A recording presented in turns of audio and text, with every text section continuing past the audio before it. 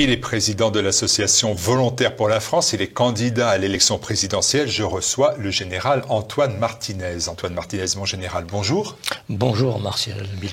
Nous sommes à 130 jours du premier tour de l'élection présidentielle et la question, elle est simple. Est-ce que vous êtes toujours candidat à cette élection présidentielle? Eh bien, bien évidemment, je n'ai pas changé d'avis pour l'instant. Pour l'instant? Oui, puisque nous entrons là dans une semaine un peu particulière, hein, un certain nombre d'événements qui se produisent, des candidatures qui sont déclarées. On va bientôt connaître le candidat des Républicains, et donc, eh bien, on approche de la fin de cette phase, je dirais, de pré-campagne pour entrer véritablement en campagne. Et donc, comme je l'ai indiqué déjà, eh bien, je suis candidat. Oui. Jusqu'au bout? C'est la phrase qu'on prononce. Bien sûr, jusqu'au bout de ce qui me sera permis de faire en fonction de beaucoup d'éléments, puisque il y a un premier défi à relever, c'est celui des signatures.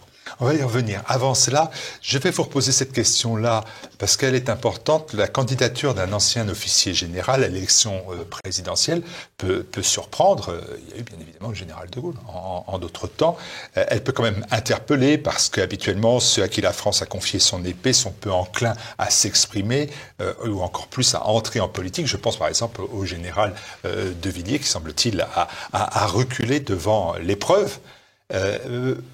Est-ce que c'est pour vous un plus ou un moins? On dit souvent que les généraux sont un peu déconnectés de la politique. Mais écoutez, ce n'était pas du tout mon ambition. Je n'ai jamais pensé me lancer en politique. La situation du pays a fait que nous arrivons à un moment crucial en 2022. J'ai porté l'uniforme pendant une quarantaine d'années au service de l'État et de la nation. Quand on dit au service de l'État, oui, mais aussi de la nation. Et pour moi, la nation française est importante. Et donc, je ne pouvais pas rester silencieux face à cette situation que nous connaissons depuis de nombreuses années maintenant, mais qui continue à s'aggraver, c'est évident. Donc pour moi, ce n'est pas nouveau. Soumis au devoir, ce fameux devoir de réserve, pour un général en deuxième section, j'ai considéré depuis de nombreuses années que, compte tenu de la situation, avant même de penser à cette candidature, mon devoir d'expression primait sur mon devoir de réserve. J'aurais tendance à dire, quoi qu'il en coûte. Puisque, vous le savez, cela m'a coûté un certain nombre de menaces de sanctions. Voilà. Vous parliez des parrainages. Nicolas Dupont-Aignan a déclaré qu'il était candidat, bien sûr, lui aussi, en 2017, qu'il était en 2022, pardon. Il l'a été en 2017. Il a été maire pendant 22 ans. Et il vient d'indiquer que la recherche des 500 parrainages de maires et d'élus était, je cite, beaucoup plus dure en 2022. Il a reconnu que cette fois-ci, il ne les aurait peut-être pas. Où en êtes-vous de votre côté? Eh bien, le travail de nos équipes se poursuit. Comme je vous ai dit au début de notre intervention, c'est un défi à relever. C'est d'autant plus difficile aujourd'hui pour différentes raisons. Notamment, c'est la première fois que la liste nominative des maires sera publiée pour ils auront voté pour tel ou tel candidat. Ça n'était pas le cas jusqu'à présent. Et puis, il y a un certain nombre de pressions, bien sûr, qui sont exercées sur eux aujourd'hui. On le voit notamment avec la candidature qui a été déclarée hier par Éric Zemmour. Si on se reporte aux déclarations de certains responsables, en particulier chez les Républicains, certains vont tout faire pour l'empêcher d'avoir ses signatures. Donc, c'est un sujet important. Et moi, j'appelle l'attention des maires pour leur dire qu'ils sont au centre de ce débat démocratique qui doit avoir lieu. C'est eux, finalement, par la désignation des candidats, le parrainage des candidats, qui font le roi, si je puis dire. Parce que, quel que soit celui qui sera élu à la présidence de la République, c'est parce que les maires auront parrainé tel candidat. S'ils refusent de parrainer des candidats qui viennent hors des partis politiques, notamment, comme c'est mon cas et le cas d'autres également, c'est un jeu dangereux. Donc j'appelle, je les supplie de faire en sorte que ce débat démocratique puisse avoir lieu en début d'année 2022. Parce que nous arrivons là à un moment crucial que j'estime, moi, un point de non-retour pour notre nation française. J'évoquais Nicolas Dupont-Aignan à l'instant. Il affirme aussi « Je suis candidat gaulliste, je défends mon projet, ma personnalité ». Et il exclut pour l'instant tout rapprochement avec Éric Zemmour.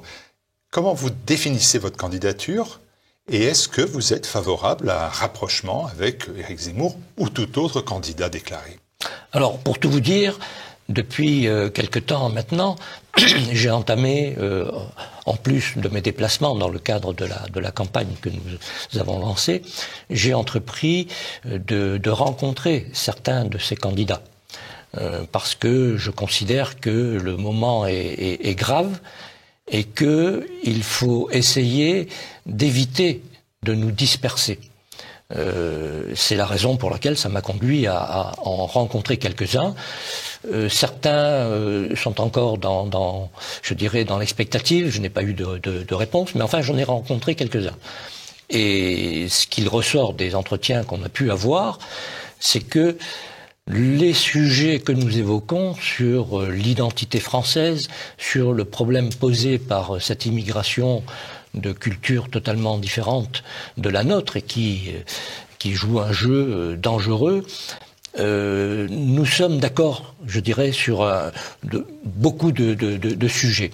Nous avons donc, je dirais, l'obligation maintenant de trouver une solution. Moi, je serai partisan, et je l'ai évoqué avec chacun de ces candidats que j'ai rencontrés au cours de notre discussion, de pouvoir nous rencontrer avant la fin de cette année pour discuter de l'avenir proche. Je pense que les querelles, notamment les querelles de clochers, notamment qu'on a pu suivre ces derniers temps, en particulier avec les équipes qui soutiennent, en particulier Éric Zemmour et Marine Le Pen, sont des querelles mortifères. Le pouvoir actuel s'en délecte en fait. Moi, je les appelle à la réflexion et à dire à ces candidats et à leurs équipes que le véritable adversaire aujourd'hui, c'est le président actuel. Voilà. En général, concrètement, est-ce que vous avez rencontré Éric Zemmour? Est-ce que vous avez rencontré Marine Le Pen? Et est-ce que vous êtes prêt à vous rallier à ces deux personnalités-là ou à d'autres? Je parle de celles qui sont les plus présentes dans les sondages, mais il y a bien évidemment d'autres candidats. TV Liberté reçoit M. Philippot, Asselineau, en passant par M. Poisson, M. Langlois, M. Dupont-Aignan et encore quelques autres. Bien sûr. Oui, j'en ai rencontré certains. Parmi eux, j'ai rencontré Éric Zemmour. Et puis je pense qu'on aura probablement l'occasion de nous rencontrer à nouveau. Marine Le Pen... On pourrait penser que vous vous ralliez à Éric Zemmour, c'est une possibilité ou c'est quelque chose que vous n'imaginez pas en l'état? Il y a beaucoup de points communs. Sur son programme général, je ne le connais pas précisément. En tout cas, je considère que sur le sujet central, que moi je considère devoir être mis au centre du débat aujourd'hui dans cette élection, c'est le problème de l'immigration et de l'islamisation à bas bruit de notre société. Là, avec Éric Zemmour, nous avons beaucoup de points communs. Mais nous en avons aussi avec d'autres qui reconnaissent que ce sujet est grave pour l'avenir de la France. Donc, il y a la possibilité, moi j'estime qu'il y a la possibilité d'avoir des accords et je dirais à la limite, réunissons-nous, discutons et puis peut-être que il n'est pas question de primaire, bien évidemment, mais il faut que le meilleur représente cette droite qui doit arriver au pouvoir en 2022 si nous voulons sauver la France et la nation française. Vous dites la même chose à Marine Le Pen? Je dis la même chose. Oui, je dis la même chose à Marine Le Pen, même si, pour l'instant, je n'ai pas eu encore l'occasion de la rencontrer. Et même si comme vous le savez, nous avions un désaccord que je considérais majeur lorsque nous avons abordé ce problème de la compatibilité de l'islam avec la République ou avec la démocratie. Moi, c'est avec la démocratie que j'évoquais ce sujet. Mais je pense qu'aujourd'hui, compte tenu de la situation, il est indispensable que nous nous réunissions, que nous discutions, et que, écoutez, au niveau des ralliements, c'est à discuter. Moi, je suis prêt à faire en sorte que le meilleur représente cette droite. Néanmoins, vous continuez, vous poursuivez votre recherche de signature, vous partez en province rencontrer vos sympathisants, vous publiez votre projet qui laisse une large place à la défense de la souveraineté et de l'identité. Vous prenez la sortie de ce que vous appelez la laïcité punitive et la dissolution des mouvements indigénistes. La laïcité, elle était au cœur des débats, par exemple, avec les candidats de la droite, classique, dont on connaîtra samedi, a priori, le vainqueur. Est-ce que les propos des uns et des autres, lors de ces débats-là, vous ont rassuré sur la laïcité? Alors, cette laïcité, comme vous le savez, on en parle, on n'arrête pas d'en parler, d'ailleurs. Curieusement, il y a à peu près une trentaine d'années, personne ne parlait de laïcité. Nous avons découvert cela après les années 80, début des années 90. Pour quelle raison? Je reviens sur le sujet que j'évoquais tout à l'heure, sur cette compatibilité avec cette culture islamique, avec la nôtre. Le problème de la laïcité s'est posé en raison de la présence de ces derniers arrivants dans notre pays qui refusent leur culture, n'admet pas ce sujet posé par la laïcité. Donc c'est là le véritable problème. C'est la raison pour laquelle le problème de la laïcité, il ne faut pas le dévoyer. Nous en avons, nous, les catholiques, lorsque la loi a été promulguée dans les années début du XXe siècle, ça a été au détriment, si je puis dire, mais enfin ça s'est exercé dans la violence pour les catholiques. Donc il faut aujourd'hui tenir compte de l'évolution de notre société, mais pour moi, il est hors de question de modifier ce sujet sur la laïcité. Il faut que les uns et les autres comprennent bien que ce qui est important pour une nation, pour un peuple, c'est de respecter une certaine cohérence interne de la société, si on veut véritablement avoir un avenir. Sinon, c'est la division entre communautés, le communautarisme, qui s'est instauré par la faute de nos élites politiques depuis de nombreuses années maintenant, et c'est cela qu'il faut corriger aujourd'hui. Vous avez suivi les débats Barnier, Bertrand, Pécresse, Juvin, Ciotti. Est-ce qu'il y a un candidat qui s'est détaché parmi eux, avec qui finalement vous pourriez aussi discuter, puisque vous êtes pour ce dialogue et cette discussion? Bien évidemment, vous avez parfaitement raison. Là, le seul qui se distingue dans la participation de ces 5 candidats, Éric Ciotti me paraît, sur les sujets que j'estime fondamentaux et qui doivent être mis sur le centre du débat pour cette élection, Éric Ciotti se rapproche beaucoup de ma vision des choses, où nous nous rapprochons, si vous voulez, et il pourrait y avoir, bien sûr, un certain nombre éventuellement de discussions. Pourquoi pas? Est-ce que vous répondez à ceux qui disent, même si Ciotti dit des choses bien, on voit bien que dans les faits, ce parti-là, les Républicains, depuis tant d'années, n'a pas fait ce qu'il disait, n'a pas réussi ce qu'il voulait. Est-ce qu'on peut encore leur faire confiance? Vous entendez cette musique-là? Bien sûr, absolument. Et je crois que là, vous avez parfaitement raison.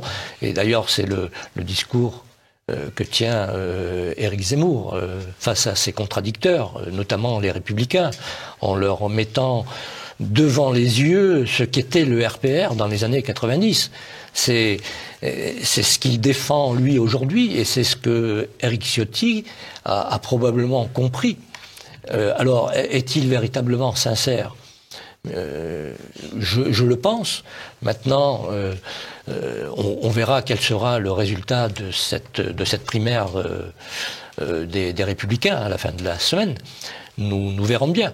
Mais si c'est Éric Ciotti qui est le vainqueur, j'estime pour ma part qu'il va falloir discuter avec l'ensemble de cette droite dite classique et la droite autre que nous évoquons. Pour poursuivre dans l'arc politique, je voudrais évoquer le président Macron. Vous êtes un homme d'autorité. Est-ce que vous avez apprécié l'autorité dont a fait preuve le président de la République au cours de la crise sanitaire? Je ne me prends pas pour Gilles Boulot, c'est une question. Non, mais là, écoutez, l'autorité, je ne confonds pas l'autorité et l'autoritarisme. Pour moi, cette crise sanitaire, et notamment sa gestion, a été pour moi, dès le départ, désastreuse. Pour plusieurs raisons. D'une part, parce que les informations fournies dès le départ, en décembre 2019, n'ont peut-être pas été prises au sérieux. On a beaucoup attendu. On a même appris que le conseiller santé de l'Élysée, au moment où la crise commençait à prendre de l'ampleur, au mois de février, eh bien, ce conseiller santé de l'Élysée a abandonné son poste. Le poste est resté libre pendant 1 mois et demi, au moment où Mme Buzyn était ministre de la Santé, où elle a pris un certain nombre de décisions qui l'ont amené aujourd'hui, comme vous le savez, à être mise en examen pour la mise en danger d'autrui. Alors, sur cette affaire, certains ont dit c'est dangereux de judiciariser les décisions prises par les politiques. Certes, je suis entièrement d'accord avec eux. En revanche, dans cette affaire de début de gestion de la crise sanitaire, moi j'estime que cette mise en examen est totalement justifiée, parce que la mise en danger d'autrui, non seulement a été mise en place, mais elle a conduit à la mort de certains. Moi, je reviens sur le début de cette crise sanitaire. Il va falloir que certains, le président de la République en est responsable. Il bénéficie de l'immunité de la présidente de la République, mais les ministres qui suivent et qui appliquent les ordres devront, à mon avis, un jour rendre des comptes. Vous dites que si vous étiez président de la République, vous demanderiez une commission d'enquête. Une commission d'enquête, bien évidemment. Pourquoi ? Moi, je veux savoir pourquoi, au début de cette crise sanitaire, on a, d'une part, je dirais, on n'a pas respecté ce qui était prévu dans la planification de l'État dans l'éventualité d'une pandémie. Comme vous le savez, l'État doit travailler, gouverner, c'est prévoir. Ma formation, ma culture militaire, et vous le savez, dans les armées, nous programmons, nous planifions des opérations pour, le moment venu, en cas de crise, pouvoir les appliquer. C'est la même chose dans d'autres domaines pour l'État, c'est le cas dans le domaine de la santé. Et là, que disait cette planification? Les 2 mesures majeures en début de pandémie. La première, contrôle des frontières. Il va falloir nous expliquer pourquoi on a refusé de contrôler les frontières. Mesure numéro 2, la première ligne de combat, ce sont les médecins de ville. Pourquoi, moi je veux savoir pourquoi on a interdit aux médecins de soigner. Pour quelle raison? Il y en a une, probablement. Pourquoi on interdit aux médecins de soigner? Une commission d'enquête. Je suis désolé, j'avance encore sur la question de la santé. J'ai trouvé une proposition que j'ai trouvée surprenante. Vous dites il faut responsabiliser les patients. Et vous dites même que il faudra peut-être supprimer ou réduire le tiers payant afin que les patients se rendent compte du coût réel des soins. C'est pas démagogique, ça, hein? Non, pas du tout. Il faut bien que on sait aujourd'hui que la santé, certains disent effectivement ça n'a pas de prix, mais ça a quand même un prix. Et donc il faut responsabiliser chacun, parce que avec cette affaire de tiers payant, les gens consomment sans savoir ce que ça coûte. Donc il y a là effectivement la nécessité de modifier un certain nombre de choses.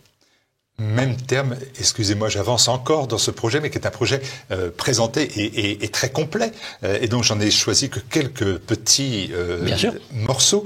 Il y a celui de la réindustrialisation. Vous avez fait même une vidéo spécifique sur cette notion-là. Comment enrayer durablement la désindustrialisation de notre pays? Vous évoquez un manque d'ambition de nos dirigeants politiques. Oui. Oui. On peut dire que depuis le début, notamment des années 2000, nos élites politiques, nos dirigeants ont abandonné pratiquement la mission qui est la leur. Aujourd'hui, on voit bien que cette industrie ne représente pratiquement plus grand-chose. Nous étions, ça a occupé 6 millions de personnes au début des années 2000. C'est tombé aujourd'hui en dessous de 3 millions.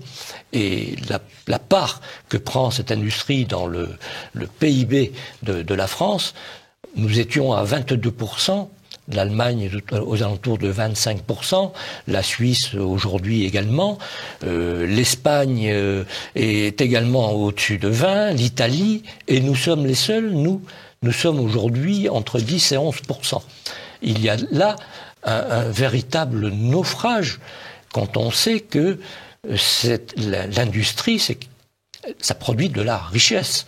Et ça produit également, non seulement dans le domaine industriel des emplois, mais également dans le secteur tertiaire. Ça permet d'avoir d'autres personnes travaillant dans ce domaine. Donc, pour moi, la réindustrialisation de la France est une priorité. C'est totalement nécessaire aujourd'hui pour relancer effectivement cette économie. On a aujourd'hui, on le voit bien, tous les marqueurs de l'économie, que ce soit le problème du chômage, le problème du déficit public, de la dette publique, de la croissance. Tous ces indicateurs, pour moi, sont aujourd'hui au rouge. La France ne fait plus de croissance. Nous sommes, depuis le début des années 2000, 2003, entre 1,3 et 1,7 de croissance, alors que notre déficit public, il est largement au-dessus. Il a été entre 3%, voire 7% selon les années, entre 2003 et aujourd'hui.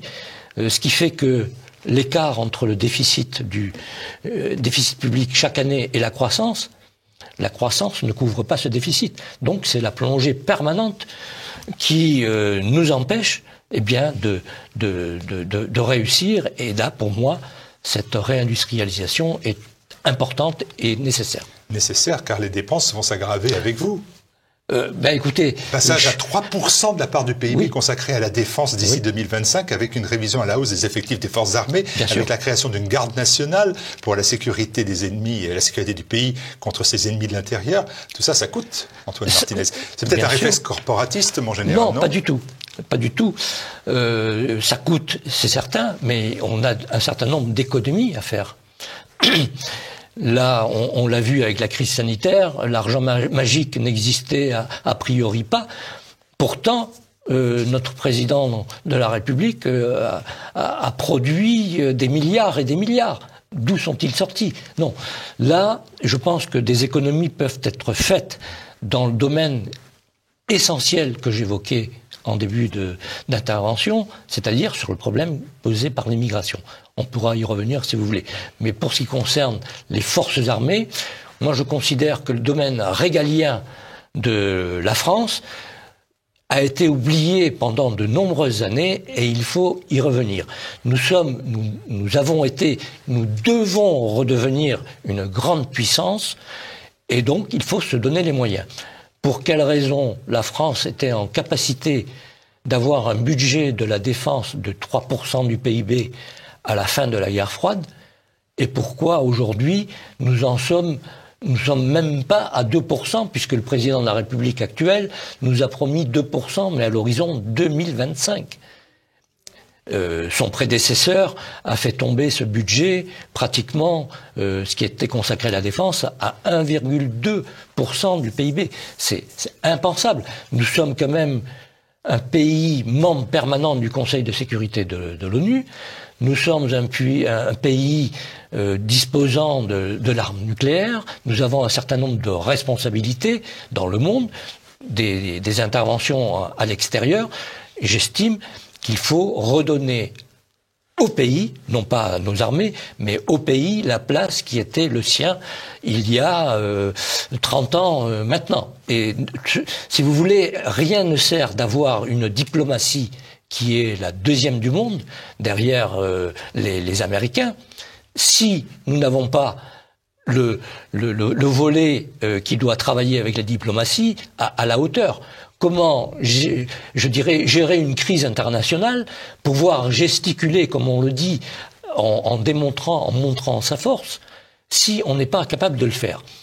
Il faut être rationnel, et moi j'estime que, eh bien, la France doit retrouver la puissance qui était la sienne sur le plan international. Et des économies, nous pourrons en faire pour permettre justement d'avoir ces 3% sur le volet dévolu à la défense. Merci beaucoup, Général Martinez. Merci. On retrouvera l'ensemble des éléments de votre projet sur le site des volontaires pour la France.